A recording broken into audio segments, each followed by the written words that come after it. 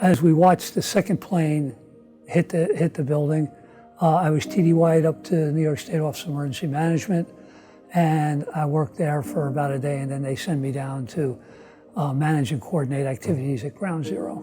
And it was surrealistic. I think that's what allowed many of us to survive the emotional impact of it to this day, is the fact that it was, a post-apocalyptic scene. And, we were just moving through it. I know that certainly helped me be able to just go out and do my job every day.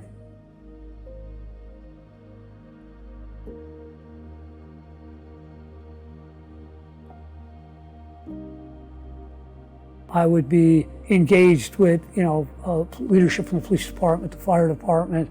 We started to look at the future. I was on the original standing committee or the executive committee for ICS and what became SIMS in the city.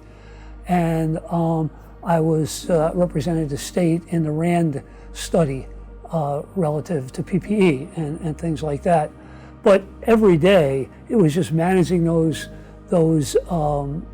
activities at the pile to ensure we had an integrated, synchronized effort between all of the agencies, whether that was bringing in subject matter experts to look at it, clearing ways for people to do video and pictures and things that needed to be done, working with the health and safety groups, doing all of those things. In fact, it's interesting because I've formed lifelong friendships with people who later followed me or preceded me here at FEMA, who came from either the city or other government.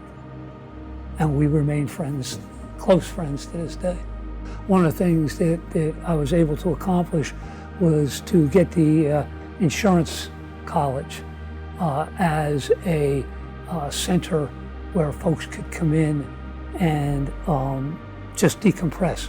We had everything there. Red Cross ran it, and we had everything in there from therapeutic massage to 12-step programs to virtually every religious denomination and organization there. So people had a place to go and eat and decompress, and that was a success. And then we did one down the Marriott, down below the site as well. So we had these areas above and below were strictly for people working on the pile at the site to be able to go down and to just decompress, get help if they needed it. Yeah, I'll tell you what stood out. It's two things. Is A, the humanity of the people that were involved in the moment. I don't care who they were, where they were from. I mean, I even had cab drivers that would smile and wave and ask, "Can I help you?"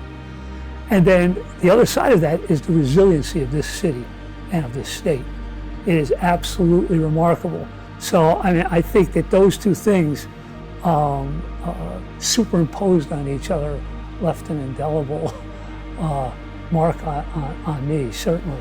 But to watch every day the people out here, all the way up and down the West Side Highway, offering food, offering drinks, just being there for the people down below because they didn't know what else to do, but they needed to do something. It was remarkable.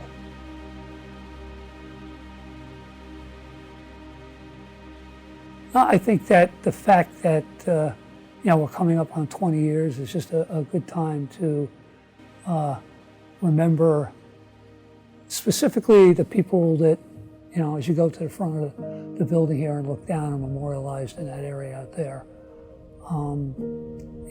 That's anybody that knows somebody that was in the towers has a very different opinion on this. Anybody that was friends with any of the folks that gave that last full measure in terms of what we do in public safety. Now that's not something that we're ever bound to forget. So to me, it's just a good point to remember that as an individual and hopefully as a country.